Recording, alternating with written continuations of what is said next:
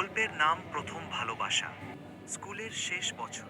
ক্লাসে নতুন একজন ছাত্রী এলো। নাম তার আয়েশা।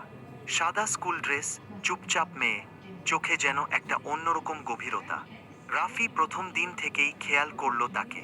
কোনো কথা হয়নি, তবুও কিভাবে যেন দুজনের মাঝে একটা অদৃশ্য সেতু গড়ে উঠল।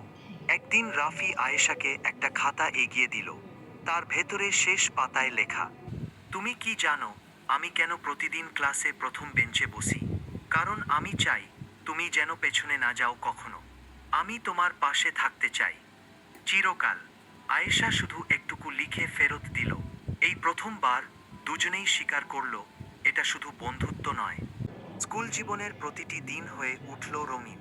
কাগজে লেখা চিঠি, লাইব্রেরির কোনায় দেখা, একসাথে স্কুল ফাঁকি দিয়ে ছাদে গিয়ে আকাশ দেখা, সব ছিল তীব্র, নিষ্পাপ আর একেবারে প্রথম ভালোবাসার মতো পবিত্র। কিন্তু এসএসসি শেষ হতেই আয়েশাকে পাঠিয়ে দেওয়া হয় অন্য শহরে। শেষ দিন স্কুল মাঠে দাঁড়িয়ে রাফি জিজ্ঞেস করেছিল, আয়েশা, আমরা কি একে অপরকে ভুলে যাব? আয়েশা বলেছিল, ভুলে যাওয়ার ভালোবাসা কখনো প্রথম ভালোবাসা হতে পারে না। তারপর কেটে গেছে অনেক বছর। রাফি এখন চাকরিজীবী, ব্যস্ত জীবন। কিন্তু আজও মাঝে মাঝে স্কুলের সেই বেঞ্চে বসা মেয়েটাকে মনে পড়ে, যে চুপচাপ হেসে বলেছিল, তোমার পেছনে বসি। কারণ তাকিয়ে থাকতে চাই।